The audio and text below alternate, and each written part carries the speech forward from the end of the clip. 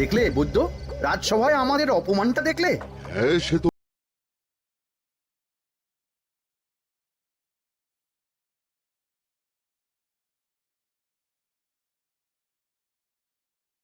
পাল ছাড়া চোখে অন্ধ। আরে আমরা যেন মহারাজের কাছে ফেল না, কিছু একটা করতেই হবে। আমার মাথাটা গরম হয়ে যাচ্ছে। গোপালের মতন রাজসভার ময়লাকে যতক্ষণ না ফেলা যাচ্ছে ততক্ষণ আমার মাথা জ্বলন্ত কয়লা হয়েই জ্বলবে। পণ্ডিত মশাইয়ের মাথায় একটা বুদ্ধি আছে মন্ত্রী মশাই। আপনি যদি সেই অনুযায়ী উঁচির কাজ করেন তাহলে বেটা গোপালের কপালে দুর্গতির সীমা থাকবে না। এই কি বুদ্ধি, কি বুদ্ধি? আপনি বরং এই ব্যাপারে পণ্ডিত মশাইয়ের সাথে একবার আলোচনা করে নিন। আমি চলি, কেমন? আমি চলি। হ্যাঁ হ্যাঁ, এসো এসো এসো এসো।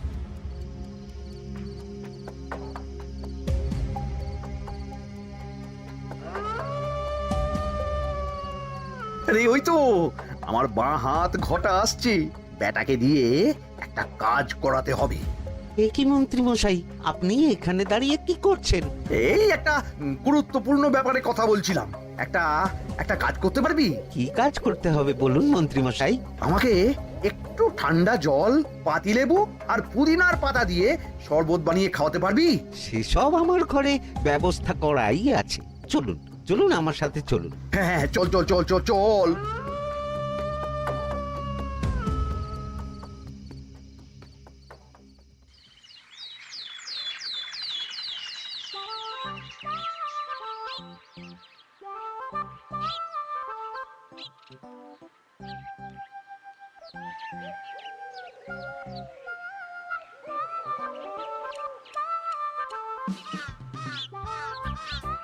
কি ব্যাপার পণ্ডিত, এত গুম মেরে আছো কেন? সকাল সকাল গিন্নি খুব বকেছেন মনে হচ্ছে। গিন্নির বাক্য সুধায় কান ভরে গেছে, আর কিছুই কানে ঢুকছে না। আরে দাঁড়াও দাঁড়াও পণ্ডিত, দাঁড়াও জ্যোতিষী। পণ্ডিত তো আমার কথা শুনতেই পেল না মনে হচ্ছে। তুমি তো দূর থেকে বলেছ, আমি তো বলেছি পাশ থেকে, তাতেও শুনতে পাইনি। কানের পোকা হলো নাকি? কি গো পণ্ডিত, ব্যাপার কি? কেমন বুঝছো? এ তো ভয়ানক কর্ণকোষ্ঠবদ্ধতার লক্ষণ। তুমি কচু বুঝেছো? আমার হয়েছে কর্ণগোপাল, তোমাদেরও হতো, কিন্তু তোমাদের দোকান কাটা বলে হয়নি। তুমি আমাদের অপমান করছো। তোমাদের অপমান বোধ থাকলে কোনো শব্দই কানে ঢুকতো না, শুধু একটাই শব্দ কানে বাজতো, গোপাল গোপাল গোপাল। এবারে রাজসভায় কিভাবে হেনস্থা হতে হলো মনে নেই?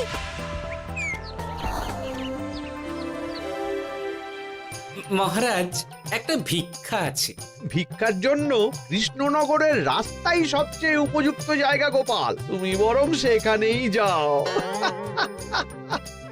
মন্ত্রী, মন্ত্রী মশাই ঠিকই বলেছেন মহারাজ। যে যার নিজের জায়গা থেকে কথা বলে। কুকুর বলে ভৌ ভৌ, বেড়াল বলে মিউ মিউ, কাক বলে কা কা। মন্ত্রীর ভিক্ষার জায়গা কৃষ্ণনগরের রাস্তা, আর গোপালের ভিক্ষার জায়গা মহারাজ কৃষ্ণচন্দ্রের দুয়ার। বলো কি ভিক্ষা? বাড়িতে পুজো আছে মহারাজ, খরচা অনেক, কিছু ঋণ আবশ্যক। যদি 100 মোহর। ঋণ তোমাকে আমি দিতে পারবো না গোপাল। পুজো উপলক্ষে তোমাকে আমি 100 মোহর দিলাম। মহারাজ, আমিও ঠিক এই কথাটাই বলতে যাচ্ছিলাম। আমরাও তাহলে বাড়িতে পুজো করব। পুজোর জন্য আমাদের অনেক খরচ, তাই যদি... অবশ্যই অবশ্যই, কত ঋণের প্রয়োজন খাজাঞ্চির কাছ থেকে নিয়ে নিও, সুদটা আমি মাফ করে দিলাম। মহারাজ, গোপালকে দান আর আমাদের ঋণ? হ্যাঁ, কারণ তোমরা নিজেরা খাবে, কিন্তু গোপাল অন্যদের খাওয়াবে। গোপালের মতো মানুষের সঙ্গে থাকাই হলো রাজধর্ম। কিন্তু তাছাড়াও তোমরা হলে 80 যাই বেতন পাই দলের লোক। গত 1 বছরে তোমার কোন মন্ত্রণা দেশের কাজে এসেছে? পণ্ডিত কোনো নতুন তত্ত্ব শুনিয়েছে? জ্যোতিষী কোনো অমোঘ ভবিষ্যৎবাণী করেছে? আর বৈদ্য 3 বছর ধরে আমার হাঁটুর ব্যথা সারাতে পারেনি। কিন্তু গোপাল, গোপালের ভাঁড়ে হাস্যরসের কখনো অভাব হয়নি। মনে আছে? আছে, কিন্তু করার তো কিছু নেই। আছে। কিছু ভেবেছো নাকি পণ্ডিত? তোমাদের মনে আছে মহারাজ মোহর দেওয়ার পর গোপাল সেদিন বলেছিল, কি গোপাল, খুশি তো? মহারাজ, আপনি আমাকে এক মুঠো ধুলো দিলেও আমি খুশি। সেই ধুলো মুঠোই আমি সোনা মুঠো করে ফেলবো। মনে নেই আবার? একটু ঝেড়ে কাশো তো দেখি পণ্ডিত, কি ভেবেছো? যা হবে দেখতেই পাবে।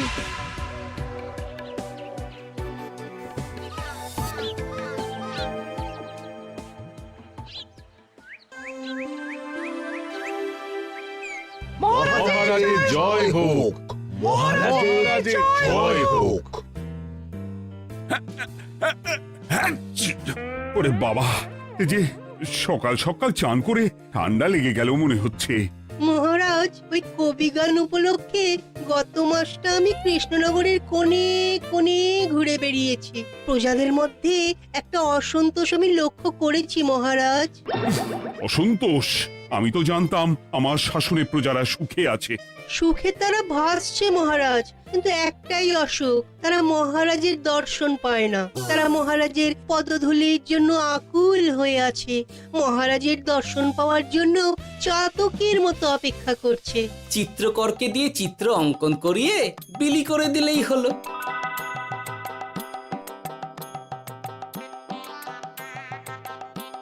খুব ধুলো হয়েছে মহারাজ, কিন্তু এত ধুলো। কালকের ঝড়ে ঢুকেছে। ঝাড়ুদার,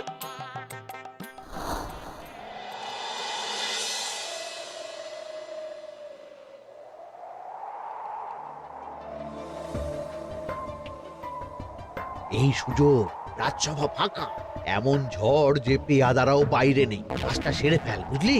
কিরে, কাজটা কর।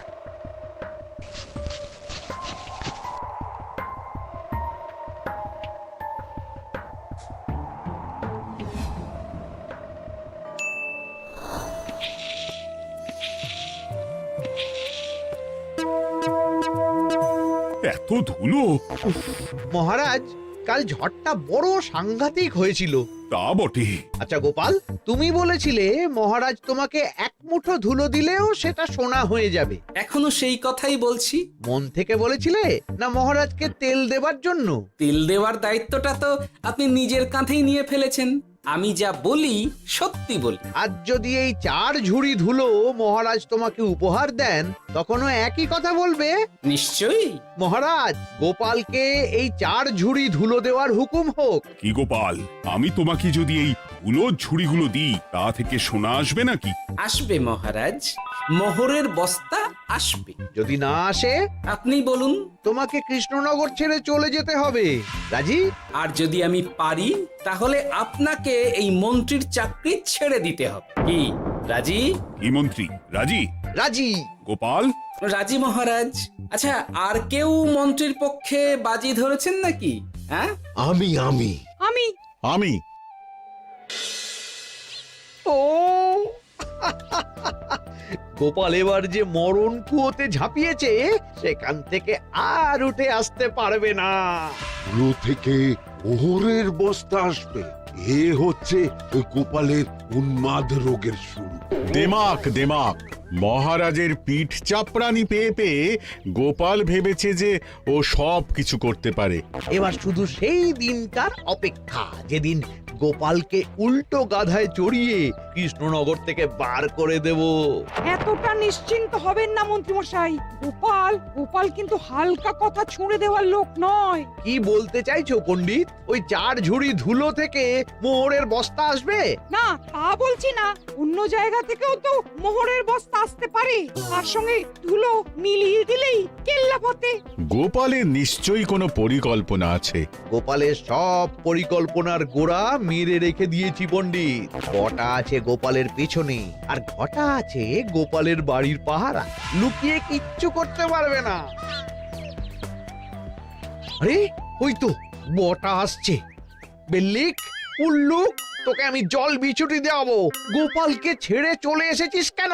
এই ছেড়ে আসবো কেন মন্ত্রী মশাই? গোপালকে ওর বাড়ির সামনে ছেড়ে এসেছি। ওখানে তো ঘটা আছে। ও বড্ড ঘুরিয়েছে বেটা। কোথায় কোথায় গিয়েছিল গোপাল? 4 ঝুড়ি ধুলো নিয়ে বেটা বাড়ির উল্টো দিকে হাঁটা দিল। চললাম পিছু পিছু যাচ্ছিল কোন দিকে?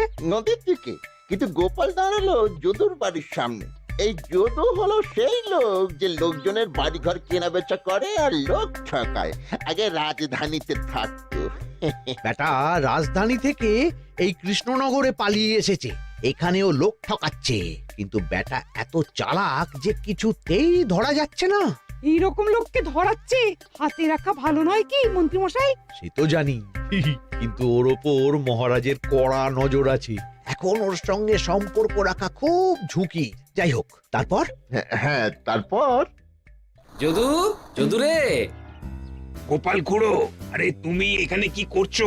দেখতেই তো পাচ্ছিস ধুলো। তবে যে সে ধুলো নয়, মহারাজ কৃষ্ণচন্দ্রের পদধূলি। শুনিসনি বোধহয় এখন কৃষ্ণনগরে সবচেয়ে বেশি চাহিদা মহারাজের পদরেণু।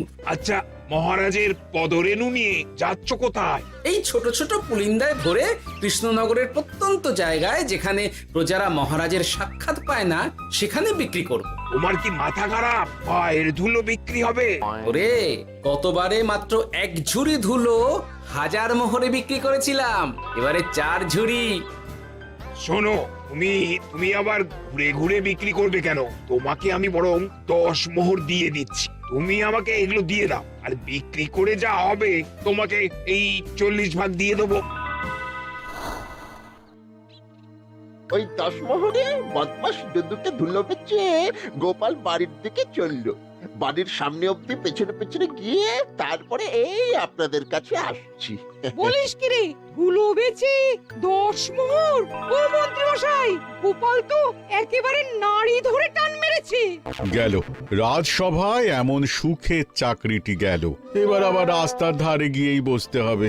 এবার নবাবের দরবারে জায়গা আছে কিনা খোঁজ করি গিয়ে। তাত্তেরি 10 মোহর আর 1 বস্তা মোহরের মাঝখানে অনেক রাস্তা, সেই রাস্তায় আমি লোক বসিয়ে রাখবো। আরে আরে, ওই তো তোমার ঘটা আসছে। এই তুই গোপালের ঘরের পাহারা ছেড়ে এলি কেন? গোপাল নেই নেই নেই নেই নেই নেই।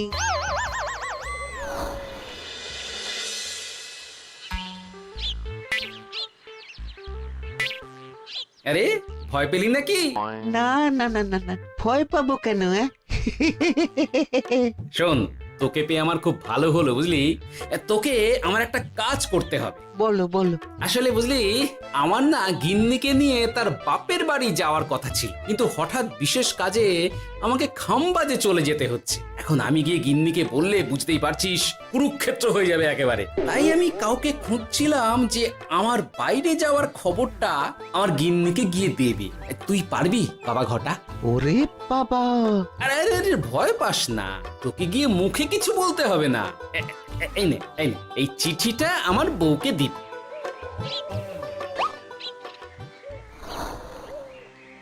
কৃষ্ণনগর ছেড়ে চুপি চুপি চলে যাচ্ছি, চালাকিটা দেখেছেন? ওসব চালাকি আমি তুড়ি মেরে উড়িয়ে দেব। কি করবেন? চারিদিকে আমি অশ্বারোহী গুপ্তচর পাঠাচ্ছি, গোপালকে কোনো চালাকি করতে দেব না।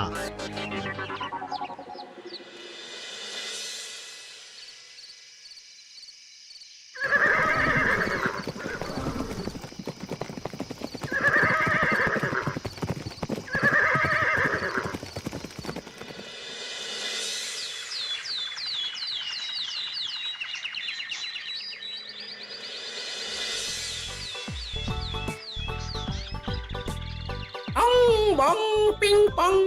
হ্যাঁ, ওরে বাপ রে, এ আবার কি বলে? মানে বুঝিতে পারিলে না?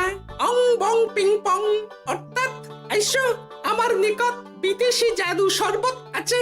ইহাতে তৃষ্ণা নিবারিত হয়, শক্তি বৃদ্ধি হয়, ঘুম ভালো হয়, সম্পর্কের উন্নতি হয়, জামা কাপড় ফর্সা হয়, তু শব্দ না করে সকাল সকাল কষ্ট পরিষ্কার হয়, মূল্য মাত্র 1 মোহর। বোঝো, ওইটুকু অং বঙ্গের মধ্যে এত কিছু? ঠিক আছে, তা দাও দেখি। আপাতত টেস্টটা তো মিটু, বাকিগুলো পরে বোঝা যাবে।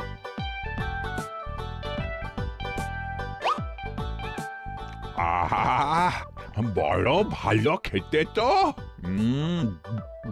আহ, ঠং ঠং অর্থাৎ শক্তি বৃদ্ধি হলো। হ্যাঁ, হ্যাঁ, মনে হচ্ছে গায়ে যেন দুগুণ বল পাচ্ছি। কি হয়েছে ভাই? এ কে? এ ভিন দেশ থেকে জাদু শরবত নিয়ে এসেছে গো। জাদু শরবত? ভিনদেশ? একেবারে, হ্যাঁ, একেবারে বহু ভুজা শরবত।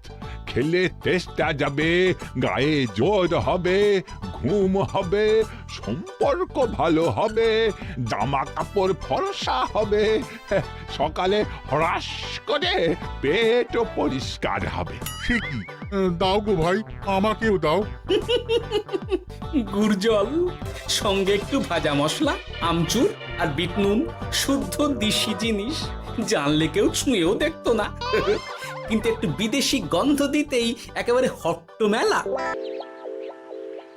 আরে তোমরাও এসেছো দেখছি। সং সং শঙ্কা, লং লং লঙ্কা। মানে? অর্থাৎ এই শরবত খেলে আর শঙ্কা নাই, বুদ্ধি লঙ্কার মতন ঝাল হয়ে যাবে। তারপর ডং ডং ডঙ্কা, টং টং টঙ্কা, ফাইন ফাইন, অর্থাৎ টাকা আসবে আমার কাছে।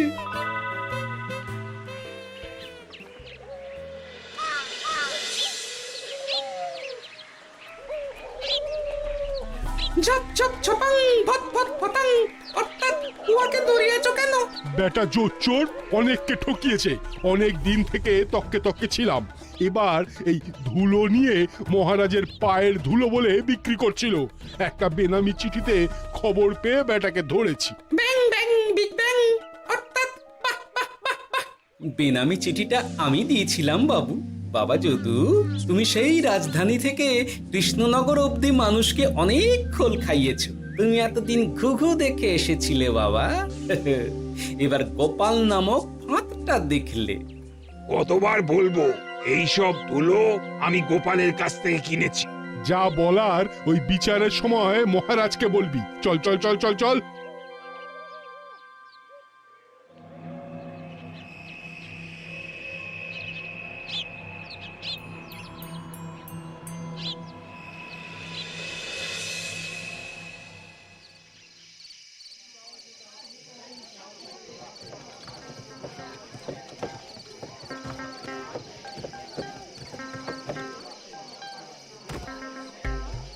ঝন্টু মন্টু ননাংফু।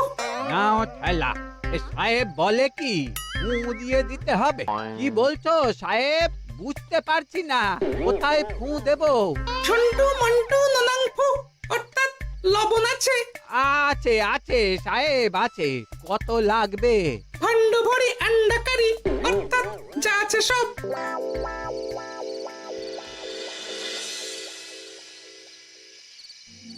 ব্যাস, মোটামুটি আশেপাশে সব দোকানের নুন এখন আমার জিম্মায়। এবার আসল মজা শুরু হবে।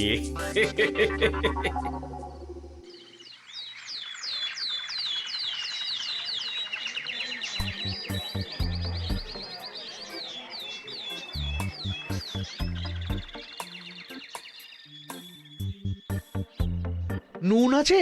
না হুজুর, গোটা কৃষ্ণনগরেই নুন নেই। ওই দেখো, পুরো রাজসভাই বাজারে জড়ো হয়েছে। শান্তামনা, শান্টু মন্টু। এ আবার কি বলছে রে বাবা? শান্তামনা, শান্টু মন্টু। অর্থাৎ জনগণ শ্রবণ করুন। নান্টু কান্টু, নুন কিনিবেন আন্টু আন্টু। আসুন আসুন। আমার আমার এক সের নুন লাগবে। শান্টু, অবশ্যই 100 লবণ 10 মোহর। এক সের 10 মোহর? 10 মোহর লইবেন না লইবেন না? না, নেব না। উত্তম উত্তম, গান্ডা পিণ্ডে ঢিসুম ঢিসুম। অর্থাৎ তাহা হইলে নুনের বদলে গৃহিণীর প্রহার ভক্ষণ করুন। আমাকে এক সের নুন দিন। আমাকেও আমাকেও। নুন ছাড়া বাড়ি ফিরলে গিন্নি ঘর ছাড়া করবে আমাকে। শুনলাম কৃষ্ণনগর থেকে নুন উধাও। আছে মহারাজ, আছে। কৃষ্ণনগরের সব লবণ আমার নিকটে আছে। 110 মোহর। এত দাম? দাম তো হবেই মহারাজ। লবণ ছাড়া রান্না কেমন হবে ভাবিয়া দেখুন। ঠিকই বলেছ, রাজপাকশালেও তো রান্না বসেনি। 100 সেরের মতন রাজপ্রাসাদে পাঠিয়ে দাও। 1000 মোহর দিয়ে দাও।